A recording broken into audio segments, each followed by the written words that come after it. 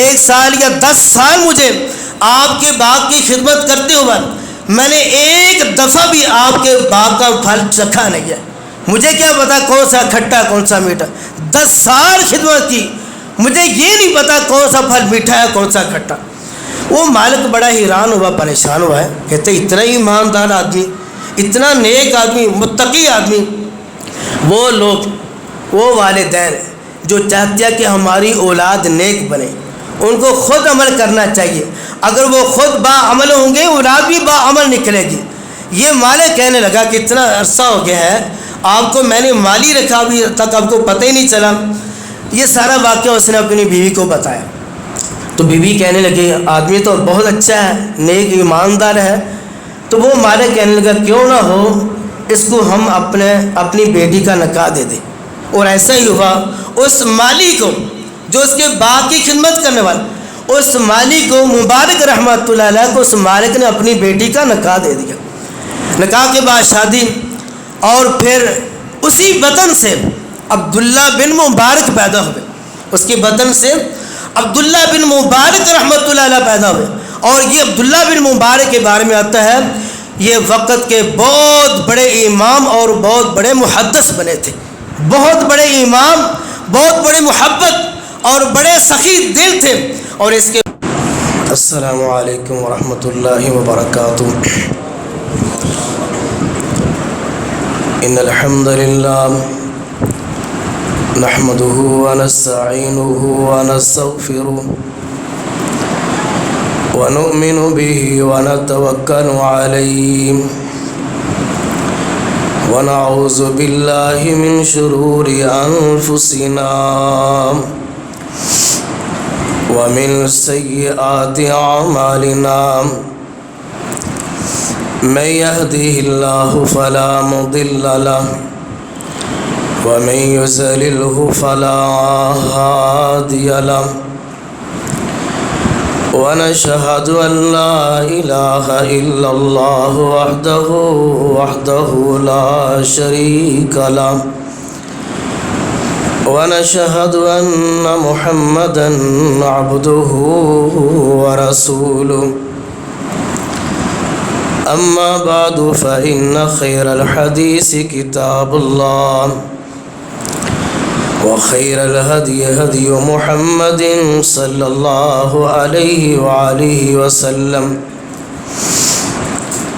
وشر الأمور محدثاتها وكل محدثة بدعة وكل بدعة ضلالة وكل ضلالة في النار. اللهم صل على محمد وعلى آل محمد كما صليت على إبراهيم وعلى آل إبراهيم إنك حميد مجيد. اللهم بارك على محمد وعلى آل محمد صلى الله عليه وسلم كما باركت على إبراهيم وعلى آل إبراهيم إنك حميد مجيد. اللهم رب اشرح لي صدري ويسر لي أمري واحلل عقدة من لساني يفقهوا قولي. اللهم رب زدني علما. اللهم رب زدني علما. أعوذ بالله السميع العليم من الشيطان الرجيم من همزه ونفخه ونفسه. بسم الله الرحمن الرحيم. والذين يقولون ربنا هب لنا من أزواجنا وذرياتنا قرة أعين واجعلنا للمتقين إماما. صدق اللہ العظیم. تمام تعریفات اس اللہ کے لیے جس نے کل کائنات کو بنایا اور روزی کا بھی انتظام فرمایا۔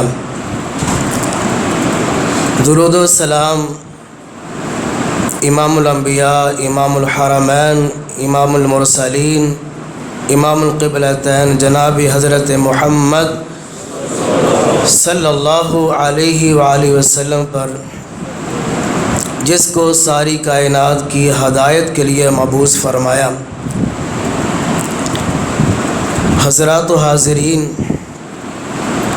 جو آیت میں نے آپ بھائیوں کے سامنے تلاوت کی ہے، اس آیت میں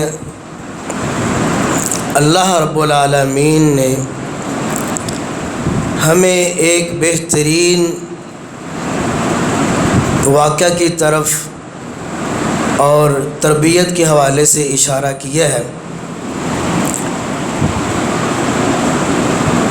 میرے بھائیوں، ہم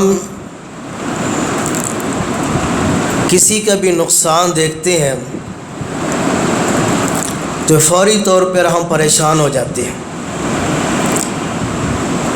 کسی کی پریشانی دیکھتے ہیں تو ہم پریشان ہو جاتے ہیں، اور اخبارات میں آپ نے کئی ایسے واقعات پڑھے بھی ہیں۔ پڑھنے کے بعد ہم دکھ کا اظہار کرتے ہیں اور پریشانی کا اظہار کرتے ہیں۔ یہ ایک فطرتی چیز ہے، ہونا بھی چاہیے، چونکہ کسی کا نقصان ہوا ہے، لیکن ایک ایسا نقصان جو ہمارے گھر کے اندر ہو رہا ہے، اس کی طرف ہماری بالکل توجہ نہیں ہے، کوئی خیال نہیں ہے۔ رات دن شیطان ہماری اولادوں کے اوپر ڈاکہ ڈال رہا ہے، ان کے ایمان کو خراب کر رہا ہے۔ کسی والدین کی اولاد کی طرف توجہ نہیں ہے، دھیان نہیں ہے، اور خیال نہیں رکھا جاتا۔ آج میں کوشش کروں گا کہ اولاد کی تربیت کے حوالے سے چند گفتگو کروں اور واقعہ سناؤں، شاید کہ ہماری اولاد نیک اور اچھی بن جائے اور ہم لوگ بھی اس میں شامل ہو جائیں۔ سب سے پہلے اللہ رب العالمین نے ایک آیت کے اندر یہ بیان کیا ہے، فرمایا للہ ملک السماوات والارض یخلق ما یشاء یہب لمن یشاء اناثا ویہب لمن یشاء الذکور او یزوجہم ذکرانا واناثا ویجعل من یشاء عقیما۔ اللہ رب العالمین فرماتے ہیں کہ زمین آسمان کا مالک اللہ ہے، وہی مالک ہے، وہی خالق ہے، وہی حاجت روا ہے، وہی مشکل کشا ہے۔ یخلق ما یشاء، جسے چاہے وہ پیدا کرے، یہب لمن یشاء اناثا ویہب لمن یشاء الذکور، جسے چاہے وہ اللہ تعالیٰ بیٹیاں عطا فرمائے اور جسے چاہے اللہ تعالیٰ بیٹے عطا فرمائے۔ او یزوجہم ذکرانا، جسے چاہے اللہ تعالیٰ بیٹے اور بیٹیاں دونوں عطا فرما دے، اور جسے چاہے اللہ تعالیٰ باندھ رکھے۔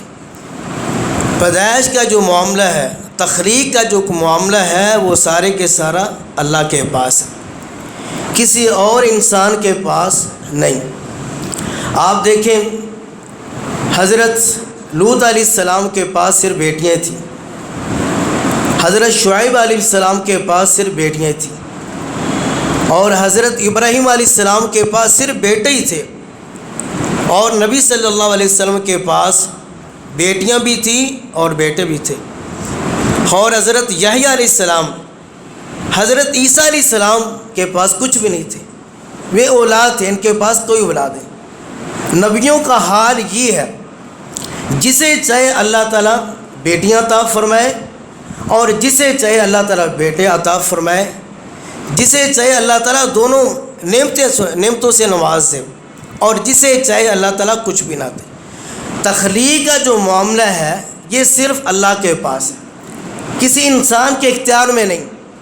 لیکن ہمارے معاشرے کے اندر کیا سوچ ہے، کیا جہلیت ہے اگر کسی کے ہاں بیٹا پیدا ہو تو بہت خوشی مناتے ہیں، کیوں؟ بیٹا پیدا ہوا ہے، خوش ہوتا ہے۔ اللہ کہ یہ گھر مسلمانوں کا گھر ہے، غیر مسلم کی تو ہم بات ہی نہیں کرتے، یہ مسلمانوں کا گھر ہے۔ اکثر ایسے ہے، اگر کسی کے گھر بیٹا پیدا ہوا تو بہت خوش ہوتے ہیں، اگر کسی کے گھر بیٹی پیدا ہو تو پھر انسان پریشان ہو جاتا ہے۔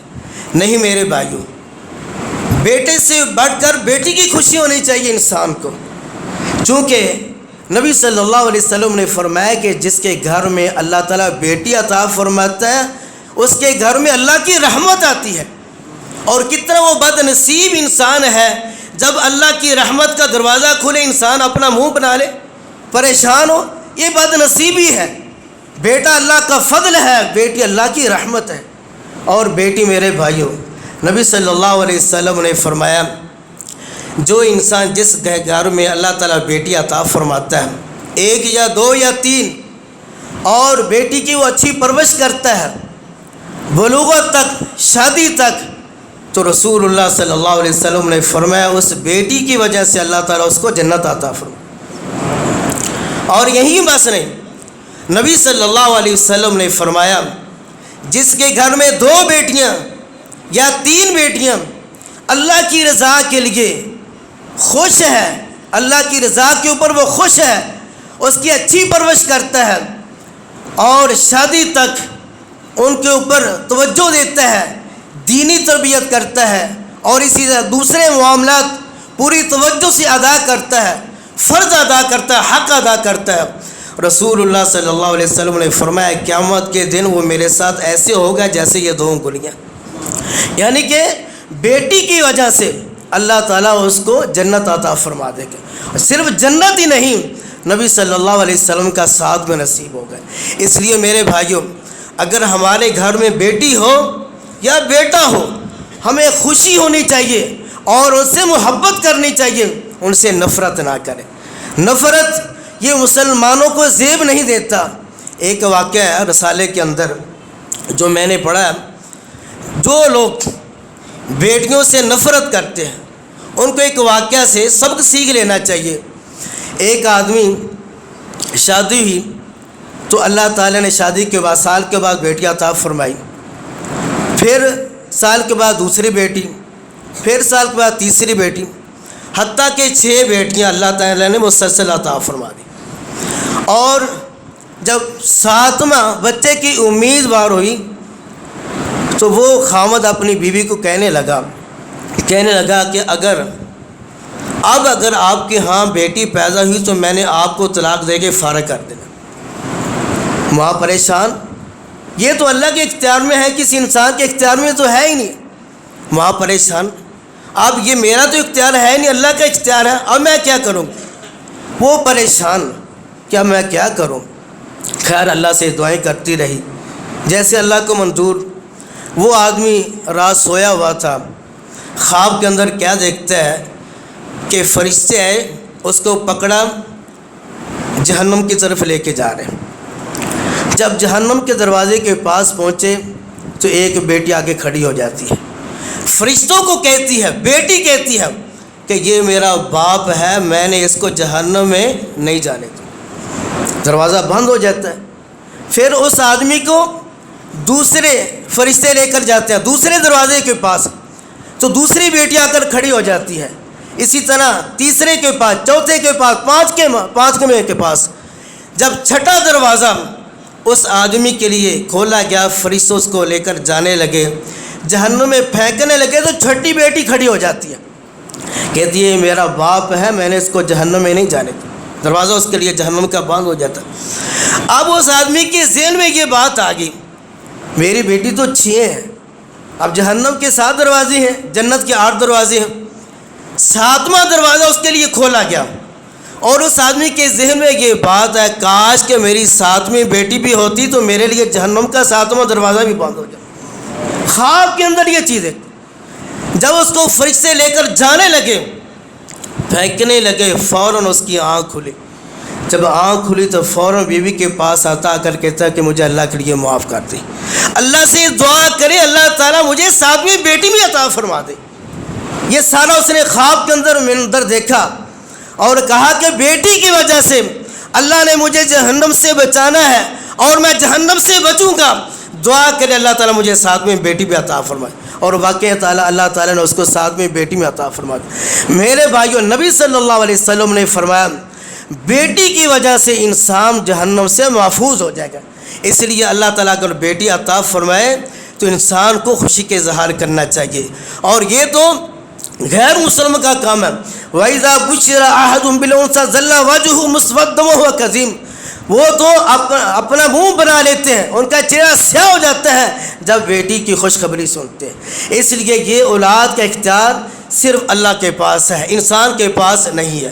بیٹا ہو یا بیٹی ہو، ان سے محبت کرنی چاہیے۔ اور ایک اور بات میرے بھائیوں، ہمارے اندر جو کمزوری ہے، میرے اندر بھی اور آپ کے اندر بھی بہت بڑی کمزوری ہے۔ اللہ تعالیٰ اولاد دیتا ہے، لیکن صحیح معنوں میں ہم اپنی اولاد سے محبت نہیں کرتے، ان کو ڈانٹتے ہیں، ان کو جھڑکتے ہیں، برا بھلا کہتے ہیں۔ جیسے حق ہے محبت کرنے کا، جس کی وجہ سے اولاد بگڑ جاتی ہے، خراب ہو جاتی ہے، جیسے حق ہے اولاد سے محبت کرنے کا، ہم ان سے پیار نہیں کرتے، محبت نہیں کرتے۔ حالانکہ محبت کرنا یہ نبی صلی اللہ علیہ وسلم کی سنت ہے۔ دیکھیں نبی صلی اللہ علیہ وسلم حضرت حسن حضرت حسین رضی اللہ تعالیٰ عنہما دونوں کے ساتھ پیار کر رہے ہیں، محبت کر رہے ہیں۔ ایک آدمی آیا نبی صلی اللہ علیہ وسلم کے پاس، وہ صحابی تھا، نبی صلی اللہ علیہ وسلم کو کہنے لگا اللہ کے نبی آپ بچوں سے بہت پیار کر رہے ہو، بہت محبت کر رہے ہو، میرے 10 بیٹے ہیں، میں نے کبھی اپنے بچوں سے پیار ہی نہیں کیا۔ تو نبی صلی اللہ علیہ وسلم نے کیا فرمایا؟ من لا یرحم لا یرحم، جو کسی کے اوپر رحم نہیں کرتا اس کے اوپر بھی رحم نہیں کیا جاتا۔ نبی صلی اللہ علیہ وسلم کی سنت ہے کہ اولاد سے، بچوں سے پیار کرنا، محبت کرنا، صرف محبت ہی نہیں، نبی صلی اللہ علیہ وسلم بچوں سے پیار بھی کرتے تھے اور بوسہ بھی دیتے تھے۔ ایک آدمی ہے، اس نے نبی صلی اللہ علیہ وسلم کو دیکھا کہ آپ بچوں سے پیار کر رہے ہیں اور بوسہ دے رہے ہیں اور چھوٹے بچوں کو اپنے گلے لگا رہے ہیں، تو آدمی کہنے لگا اللہ کے نبی ہمارے ہاں تو یہ رواج ہے، ہم نے نہ کبھی کسی بچے کو پیار دیا نہ کبھی بوسہ دیا ہے، آپ تو چھوٹے بچوں سے پیار و محبت، بوسہ دے رہے ہو، گلے لگا رہے ہو۔ تو نبی صلی اللہ علیہ وسلم نے آگے سے کیا فرمایا؟ فرمایا جس کے دل سے اللہ تعالیٰ رحمت نکال دے تو میرا اس میں کیا قصور ہے۔ گویا کہ جو بچوں سے پیار نہیں کرتا، محبت نہیں رکھتا، اس کے دل میں رحم نہیں ہے۔ اور یہ اللہ کی طرف سے میرے بھائیوں، جس کے دل میں رحم نہیں ہے، یہ اللہ کی طرف سے، اللہ تعالیٰ کی جو رحمت ہے یہ بہت بڑی نعمت ہے۔ اللہ تعالیٰ ایسے لوگوں سے رحمت چھین لیتا ہے جو بچوں سے پیار نہیں کرتا۔ اس لیے بچوں سے پیار کرنا چاہیے، محبت کرنی چاہیے۔ اسی طرح ایک اور واقعہ، نبی صلی اللہ علیہ وسلم ایک دن عشاء کی نماز پڑھا رہے تھے۔ عشاء کے دوران حضرت حسن حسین رضی اللہ تعالیٰ دونوں آئے۔ نبی صلی اللہ علیہ وسلم جب سجدے گئے تو دونوں بھائی آپ کی کمر مبارک کے اوپر بیٹھ گئے، جیسے بچوں کی عادت ہوتی ہے کھیلنا۔ پھر جب آپ سجدے سے اٹھنے لگے، پیچھے سے ہاتھ نکالا، دونوں کو نیچے بٹھایا، پھر دوبارہ سجدے کا، پھر بیٹھ گئے۔ اسی طرح پوری عشاء کی نماز میں ایسے ہی چلتا رہا۔ جب نماز سے فارغ ہوئے، ہمارے ہاں، ہماری مسجد میں، بلکہ مسلمانوں کی مسجد میں یہاں بھی کمی ہے، اکثر کمیاں ہیں مسجد کے اندر۔ اگر کوئی بچہ یہاں آ کے کھیلتا ہے یا اونچی آواز نکلتی ہے تو ساری پوری جماعت کو سے پیچھے لگ جاتی ہے، اس کو ڈانٹنا شروع کر، حتیٰ کہ ہو سکے اس کو مارنا بھی شروع کر۔ نہیں میرے بھائیوں، ہمارا دین یہ نہیں سکھاتا، ہمارا دین ہماری تربیت کرتا ہے۔ اگر آپ بچوں سے پیار کرو گے، بچوں سے محبت کرو گے، پھر بھی وہ مسجد کی طرف آئیں گے۔ دیکھیں نبی صلی اللہ علیہ وسلم پوری نماز کے اندر حضرت حسن حسین رضی اللہ تعالیٰ عنہ پوری نماز کے اندر آپ کے اوپر بیٹھتے رہے۔ جب نماز سے فارغ ہوئے تو نبی صلی اللہ علیہ وسلم، ایک صحابی کھڑا ہوا کہنے لگا اللہ کے نبی مجھے اجازت دے، میں ان کو گھر نہ چھوڑاؤں۔ نبی صلی اللہ علیہ وسلم خاموش، لیکن کوئی صحابی نہیں بولا۔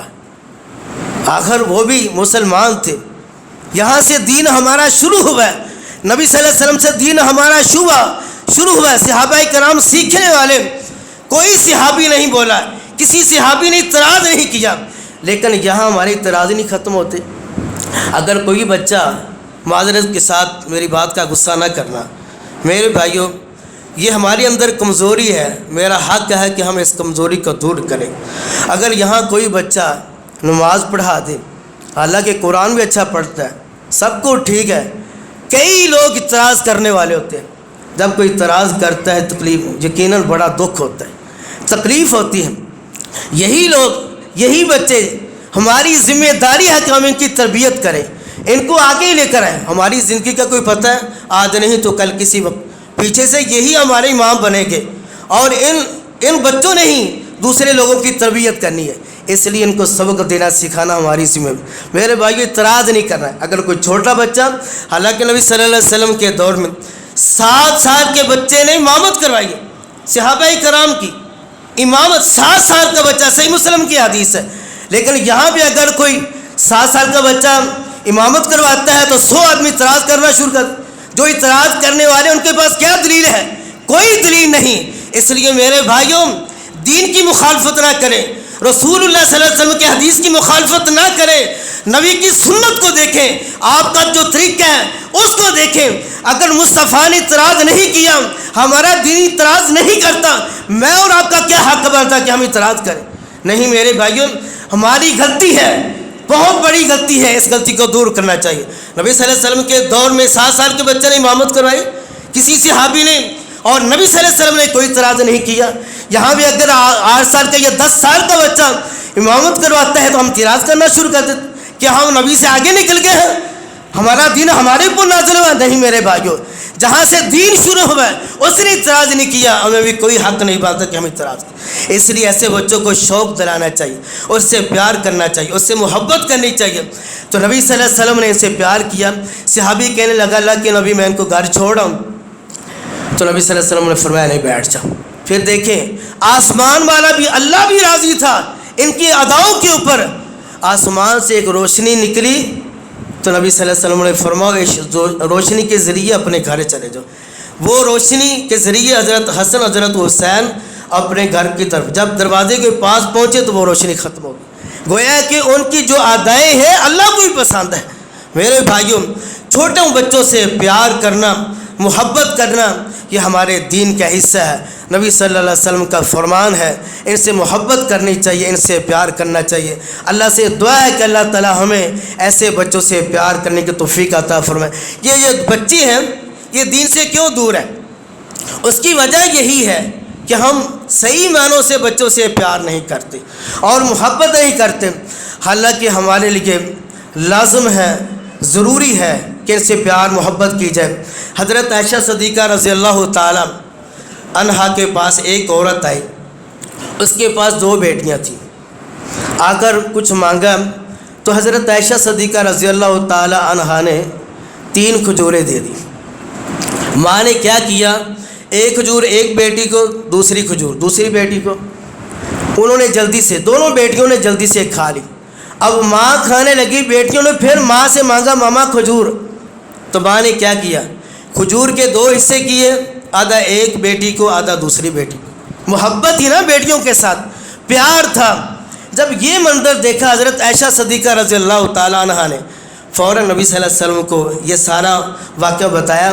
تو نبی صلی اللہ علیہ وسلم نے آگے کیا فرمایا، فرمایا اس محبت کی وجہ سے اللہ تعالیٰ اس عورت کو جنت عطا فرمائے گا، اس محبت کی وجہ سے۔ اس لیے میرے بھائیو، اگر ہم چاہتے ہیں ہم جنت کے مالک بنیں تو میرے بھائیو اپنی اولاد سے محبت کریں، اپنی بیٹیوں سے محبت کریں، بیٹوں سے محبت کریں۔ آپ کی محبت کی وجہ سے وہ دین کی طرف آئے گا۔ اور اس کے ساتھ ساتھ چند چیزوں کی طرف میں اشارہ کرنا چاہتا ہوں۔ پہلی ہمارے اندر کمزوری یہ ہے کہ ہم اپنی اولاد کے ساتھ محبت نہیں کرتے۔ محبت کریں، ان کو آہستہ آہستہ دین کی طرف لے گا۔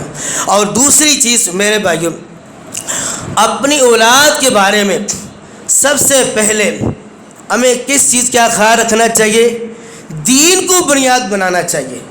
دین کی بنیاد کہاں سے شروع ہوگی؟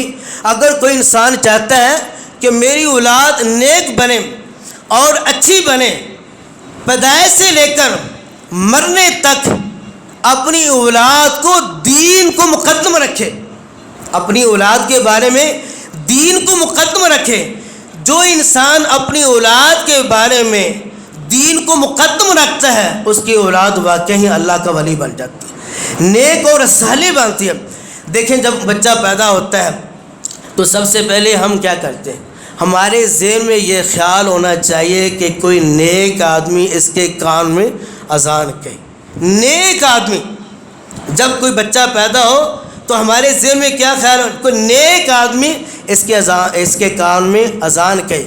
اور یہاں ایک اور بات, اکثر جب بچہ پیدا ہوتا ہے تو دائیں کان میں اذان کہی جاتی ہے, بائیں کان میں تکبیر. جو بائیں کان میں تکبیر اس کی صحیح روایت کوئی موجود نہیں ہے. صحیح حقیقت یہی ہے کہ دائیں کان میں صرف اذان کہی جائے. اور دوسرا جو ہم نے عمل کرنا ہے وہ ہے گڑتی دینا, پنجابی کے اندر جس کو گڑتی بولتے ہیں. اور جب بھی کوئی بچہ پیدا ہو کوشش یہ کرنی چاہیے کہ نیک آدمی, اچھا آدمی, جو بزرگ آدمی ہے اس سے گڑتی دلوائی جائے. اور پیدائش کے بعد پھر میرے بھائیو جب 7 دن کا ہو جائے اس کا عقیقہ کرنا یہ نبی صلی اللہ علیہ وسلم کی سنت ہے. 7ویں دن اس کے بال منڈوائے جائیں اور اس کا نام بھی رکھا جائے. جو لڑکی ہو اس کی طرف سے 1 بکری, جو لڑکا ہو اس کی طرف سے 2, یعنی کہ لڑکی کی طرف سے 1 جان اور لڑکے کی طرف سے 2 جانیں اللہ کی راہ میں قربان کرنا, اسی کو حقیقہ کہتے ہیں. اور جب ہم نے اس دن بچے کا نام رکھنا, بچے کا نام پہلے بھی رکھا جا سکتا ہے, 7ویں دن بچے کا نام رکھنا یہ سنت ہے. اور نبی صلی اللہ علیہ وسلم نے فرمایا جب بچے کا نام رکھنا ہے تو اچھا نام رکھنا چاہیے جس کا معنی اچھا ہو. اچھا نام رکھ, اگر برا نام رکھو گے تو اس کا اثر اس کی زندگی کے اوپر پڑے گا. صرف اس کی زندگی کے اوپر نہیں, اس کے خاندان کے اوپر اس کا اثر پڑے گا. جیسے کہ حضرت سعید بن مسیب رضی اللہ تعالیٰ عنہ کہنے لگے کہ میرے دادا کا نام حزن تھا, حزن. تو نبی صلی اللہ علیہ وسلم کے پاس آئے تو نبی صلی اللہ علیہ وسلم نے فرمایا کہ آپ اپنا نام تبدیل کر لیں. حزن کا معنی ہے سخت زمین والا. تو نبی صلی اللہ علیہ وسلم نے فرمایا اپنا نام ساحر رکھ لیں, نرم زمین والا. اس نے اپنا نام بدلا نہیں, کہنے لگا کہ میرے دادا پردادا نے نام رکھا ہے اب میں اس نام کو نہیں بدلوں گا. تو اس نے اپنا نام حزنی رکھا. تو سعید بن مسیب کہنے لگے کہ اس نام کی وجہ سے ہمارے خاندان کے اوپر سختی اور مصیبتیں آئی, صرف نام کی وجہ سے. اس لیے سنت یہی ہے کہ 7ویں دن نام رکھا جائے اور ایسا نام رکھنا چاہیے جس کا معنی واضح ہے اور اچھا معنی ہے. اچھا نام رکھنا یہ بھی ہمارے دین کا حصہ ہے, نبی صلی اللہ علیہ وسلم کی سنت ہے. اور اس کے بعد میرے بھائیوں ہمیں اپنی اولاد کے حوالے سے دین کو مقدم رکھنا چاہیے. جیسے کہ حضرت ابراہیم علیہ السلام کا واقعہ, جب اللہ تعالیٰ نے 86 سال کے بعد بیٹا عطا فرمایا اور اللہ سے دعا کرتے رہے, اور ربی حب لی من الصالحین, والدین کو چاہیے جب بھی اللہ سے مانگے اللہ سے دعا کرنی چاہیے ربی حب لی من الصالحین, اللہ مجھے نیک صالح اولاد عطا فرما. 86 سال کے بعد اللہ تعالیٰ نے بیٹا اسماعیل عطا فرمایا. اور حضرت ابراہیم علیہ السلام نے کیا کیا کہ مکے کے اندر چھوڑ دیا. چھوڑنے کے بعد حضرت ابراہیم علیہ السلام نے اپنی بیوی اور بیٹے کے حق میں دعا کی. دعا کیا کی؟ ربنا انی اسکنت من ذریتی بواد غیر ذی زرع عند بیتک المحرم ربنا لیقیموا الصلاۃ فاجعل افئدۃ من الناس. اللہ یہ بے آباد علاقہ ہے, یہاں میں اپنی بیوی اور بچے کو چھوڑ کر جا رہا ہوں, اللہ اس کو نمازی بنانا, اس کو نیک بنانا, یعنی کہ دین کی طرف توجہ دی, دین کو مقدم رکھا. اور اسی طرح ایک اور واقعہ آتا ہے جو بڑے ہی جامع ہے اور سبق انگیز ہے. حضرت عبداللہ بن مبارک رحمۃ اللہ علیہ, ان کے والد مبارک یہ کسی باغ کے مالی تھے. کافی عرصہ یہ مالی اور نوکری کرتے رہے. عرصے کے بعد جو مالک ہے وہ اس باغ میں آیا, کہنے لگا اے مبارک کوئی پھل لے کر آؤ جو میٹھا ہے.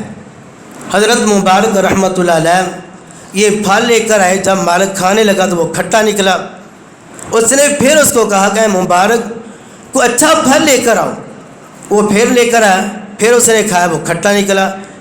تیسری دفعہ اس نے پھر کہا اے مبارک کو پھل لے کر آؤ یار جو میٹھا ہے، وہ پھر لے کر آؤ، پھر کھٹا نکلا۔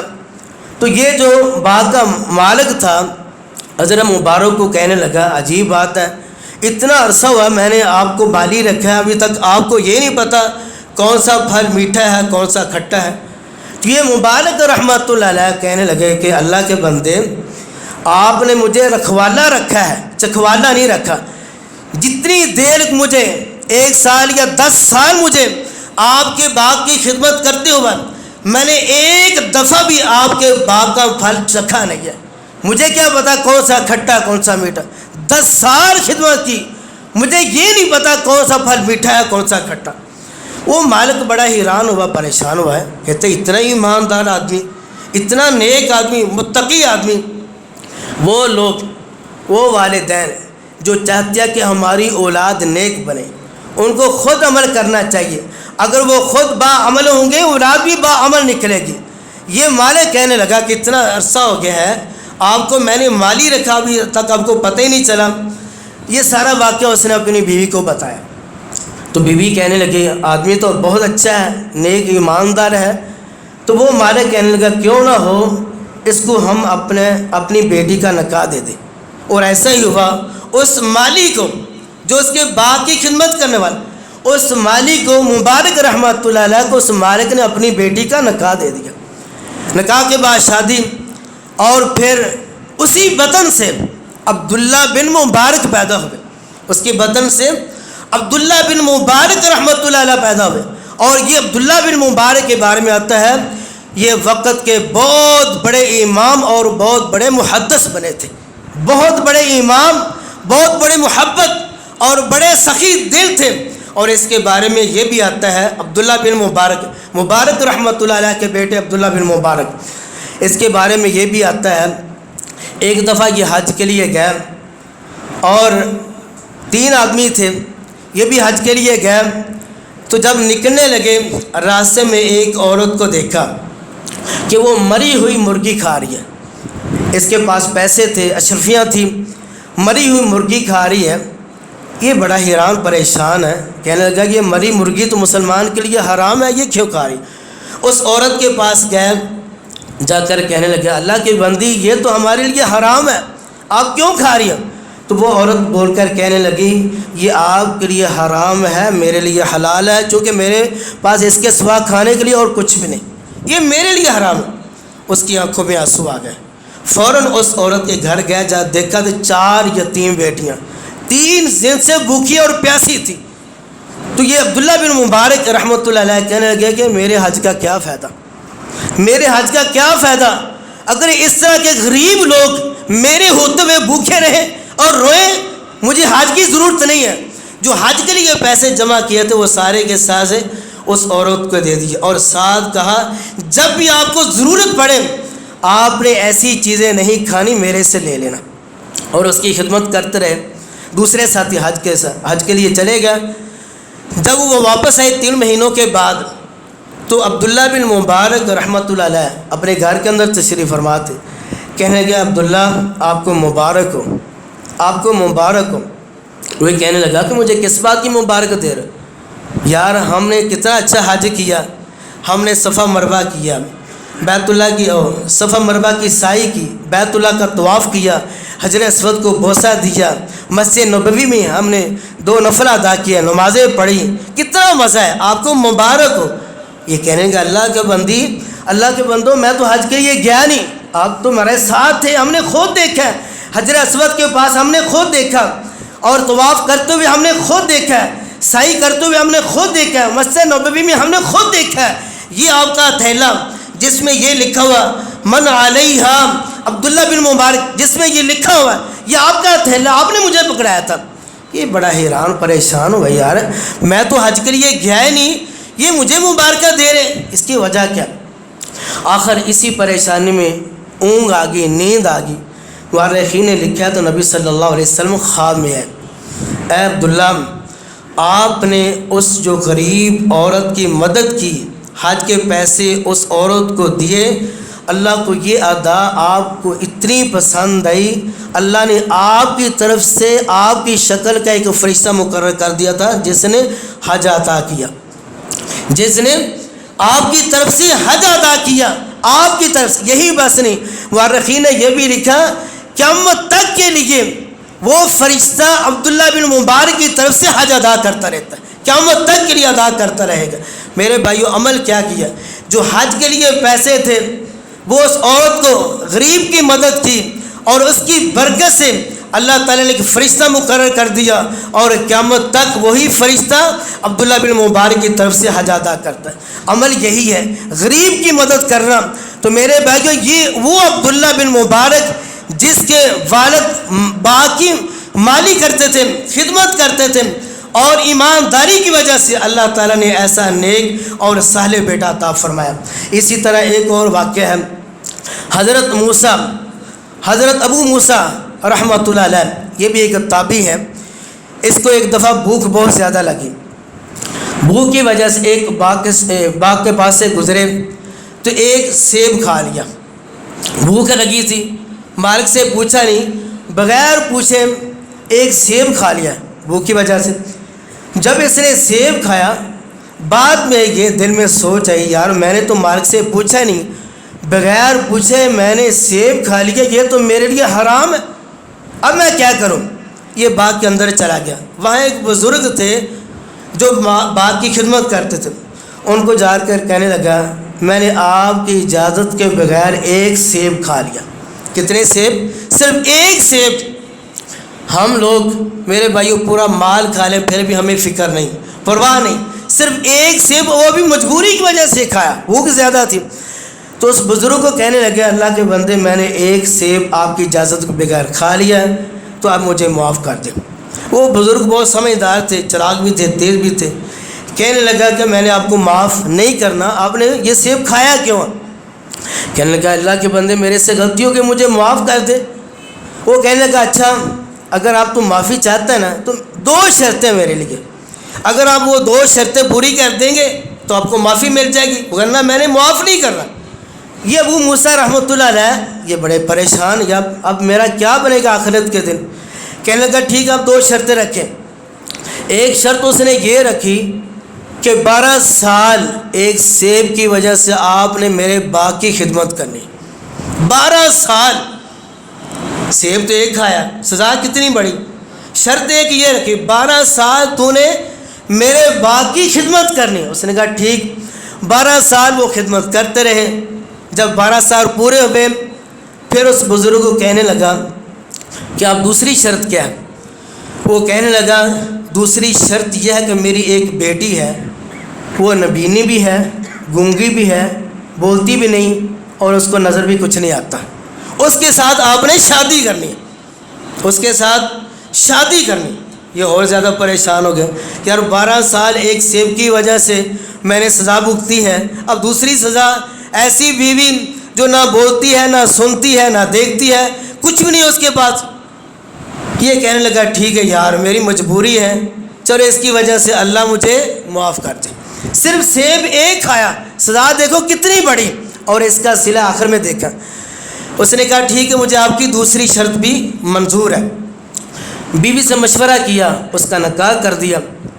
جب وہ اپنی بیوی کے پاس، حضرت ابو موسیٰ اپنی بیوی کے پاس تنہائی میں گئے تو جا کر اس کو کہا، السلام علیکم ورحمۃ اللہ وبرکاتہ۔ بیوی نے کہا، وعلیکم السلام ورحمۃ اللہ وبرکاتہ۔ یہ بڑے ہی حیران، کہتے ہیں اس کے والد تو کہتے تھے یہ گونگی ہے، نہ بولتی ہے، نہ دیکھتی ہے، نہ سنتی ہے، اس نے تو بہت اچھا مجھے جواب دیا۔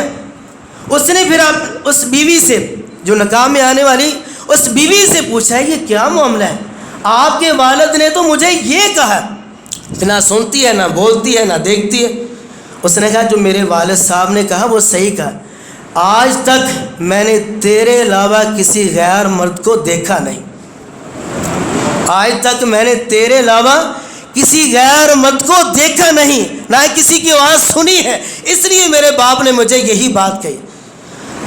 جب اللہ تعالیٰ نے یہ نکاح ہوا، اور نکاح کے بعد اللہ تعالیٰ نے ایک بیٹا عطا کیا، اس بیٹے کا نام کیا تھا؟ پیر عبد القادر جیلانی رحمۃ اللہ علیہ۔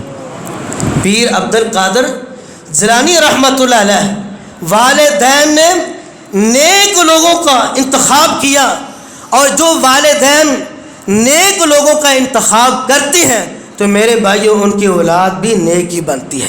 یہ والدین کی ذمہ داری ہے نکاح کے موقع پر نیک لوگوں کا انتخاب کرنا، لڑکی ہو یا لڑکا ہو، دین کو جو ترجیح دیتے ہیں اور دین کو جو مقدم رکھتی ہیں، واقعتاً ایسے لوگوں کی اولاد بھی نیک بنتی ہے۔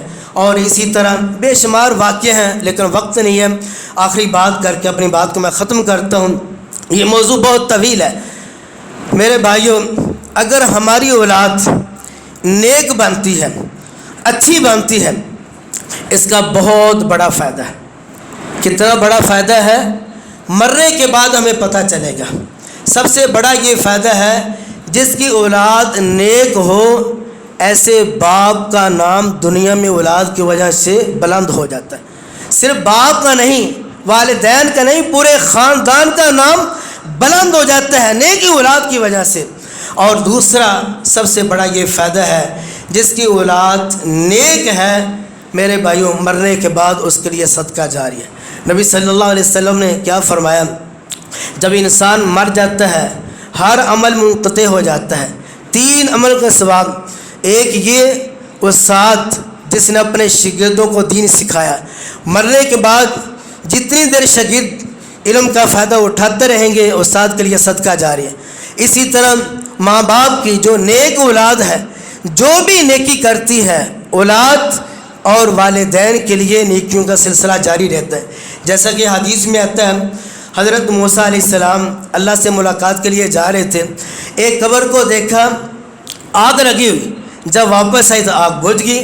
تو حضرت موسیٰ علیہ السلام نے اللہ سے پوچھا یہ کیا معاملہ ہے؟ پہلے تو اس کی قبر کو آگ لگی ہوئی، اب میں واپس آئی تو آگ بجھ گئی ہے۔ تو اللہ تعالیٰ نے فرمایا جب یہ مرا تھا تو گنہگار تھا، مرنے کے بعد اس کی نیک اولاد، اس نے جب نیکی کرنی شروع کی، اس کی ساری نیکیاں اللہ تعالیٰ نے باپ کو دی ہیں، جس کی وجہ سے اللہ تعالیٰ نے اس کے عذاب کو ختم کر دیا۔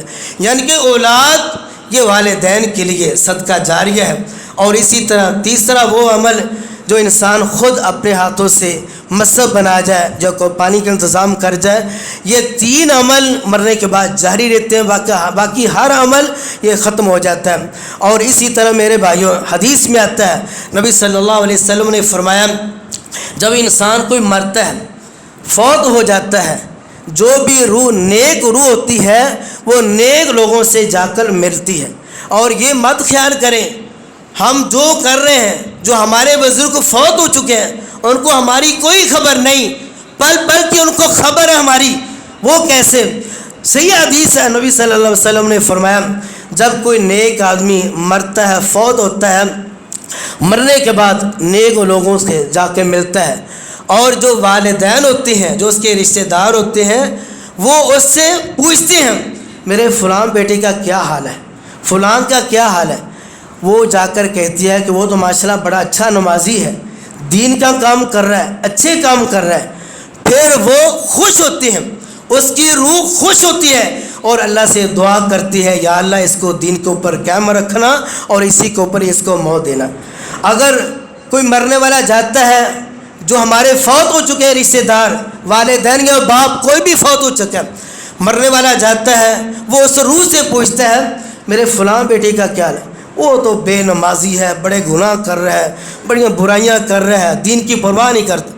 وہ پریشان ہو جاتا ہے۔ گویا کہ ایسی اولاد جو مرنے کے بعد بھی اپنے ماں باپ کو دکھ دیتی ہے اور اپنے رشتہ داروں کو دکھ دیتے ہیں، وہی آدمی ہے جو مرنے کے بعد برائی کی طرف آتے ہیں، برے کام کرتے ہیں، یہ ساری خبر اس تک پہنچتی ہے۔ اور پھر آخر میں جب وہ پریشان ہوتا ہے، وہ روح اللہ سے دعا کرتے ہیں یا اللہ اس کو دین کی ہدایت دے اور دین کے اوپر اس کو قائم رکھے، یا اللہ اس کو ہدایت دے۔ وہ پھر مرنے کے بعد بھی ہمارے حق میں دعائیں کرتی ہیں۔ اس لیے میرے بھائیوں نیک اولاد ہوگی تو مرنے کے بعد ہمارے والدین، ہمارے رشتہ دار سکون میں رہیں گے۔ اگر ہم نیک نہیں بنیں گے تو مرنے کے بعد بھی ہم اپنے والدین کو دکھ پہنچائیں گے۔ اور اسی طرح میرے بھائیوں آخری بات جو اللہ تعالیٰ نے ہمیں سمجھائی ہے وہ یہ ہے والذین آمنوا واتبعتہم ذریتہم بایمان الحقنا بہم ذریتہم وما علتناہم۔ فرمایا جب نیک ماں باپ اور نیک اولاد دنیا سے چلی جاتی ہے۔ اللہ کا اس بات کا وعدہ ہے، جو نیک ماں باپ ہیں اور نیک ہی اولاد ہے، اللہ کا وعدہ ہے قیامت کے دن جنت میں اللہ تعالیٰ ان کو اکٹھا کر دے گا۔ جنت الفردوس ہو یا دوسری جنت ہو، قیامت کے دن ہی ماں باپ اور ساری اولاد ایک ہی جنت میں اللہ تعالیٰ ان کو جمع کرے گا۔ اللہ نے قرآن مجید کے اندر وعدہ کیا، والذین آمنوا واتبعتہم ذریتہم بایمان الحقنا بہم ذریتہم وما التناہم۔ اس لیے میرے بھائیو، ہمیں خود بھی نیک بننا چاہیے اور اپنی اولاد کو بھی نیک بنانا چاہیے، تاکہ دنیا میں بھی ہمارا نام روشن ہو اور مرنے کے بعد بھی ہمیں فائدہ ہو، اور یہ بھی ہمارا عقیدہ ہونا چاہیے۔ انشاءاللہ اگر ہم خود نیک بنیں، ہماری اولاد نیک بنی، تو جنت میں بھی انشاءاللہ ہم اکٹھے ہوں گے۔ اللہ سے دعا ہے کہ جو سنا ہے، جو ہمارے اندر کمی رہ گئی اللہ پوری فرمائے، جو سنا ہے اللہ تعالیٰ اس کے اوپر عمل کرنے کی توفیق عطا فرمائے۔ وَأَقُولُ قَوْلِي هَذَا وَمَا تَوْفِيقِي۔ 1 سال یا 10 سال مجھے آپ کے باغ کی خدمت کرتے ہوئے میں نے ایک دفعہ بھی آپ کے باغ کا پھل چکھا نہیں ہے۔ مجھے کیا پتا کون سا کھٹا کون سا میٹھا، 10 سال خدمت کی، مجھے یہ نہیں پتا کون سا پھل میٹھا ہے کون سا کھٹا۔ وہ مالک بڑا حیران ہوا، پریشان ہوا ہے، کہتے اتنا ہی ایماندار آدمی، اتنا نیک آدمی، متقی آدمی۔ وہ لوگ، وہ والدین جو چاہتے ہیں کہ ہماری اولاد نیک بنے، ان کو خود عمل کرنا چاہیے۔ اگر وہ خود با عمل ہوں گے، اولاد بھی با عمل نکلے گی۔ یہ مالک کہنے لگا کہ اتنا عرصہ ہو گیا ہے آپ کو میں نے مالی رکھا، ابھی تک آپ کو پتہ ہی نہیں چلا۔ یہ سارا واقعہ اس نے اپنی بیوی کو بتایا، تو بیوی کہنے لگی آدمی تو بہت اچھا ہے، نیک ایماندار ہے۔ تو وہ مالک کہنے لگا کیوں نہ ہو اس کو ہم اپنی بیٹی کا نکاح دے دیں۔ اور ایسا ہی ہوا، اس مالی کو جو اس کے باغ کی خدمت کرنے والا، اس مالی کو مبارک رحمۃ اللہ علیہ کو اس مالک نے اپنی بیٹی کا نکاح دے دیا۔ نکاح کے بعد شادی، اور پھر اسی بطن سے عبداللہ بن مبارک پیدا ہوئے، اس کے بطن سے عبداللہ بن مبارک رحمۃ اللہ علیہ پیدا ہوئے۔ اور یہ عبداللہ بن مبارک کے بارے میں آتا ہے یہ وقت کے بہت بڑے امام اور بہت بڑے محدث بنے تھے، بہت بڑے امام، بہت بڑے محبت اور بڑے سخی دل تھے۔ اور اس کے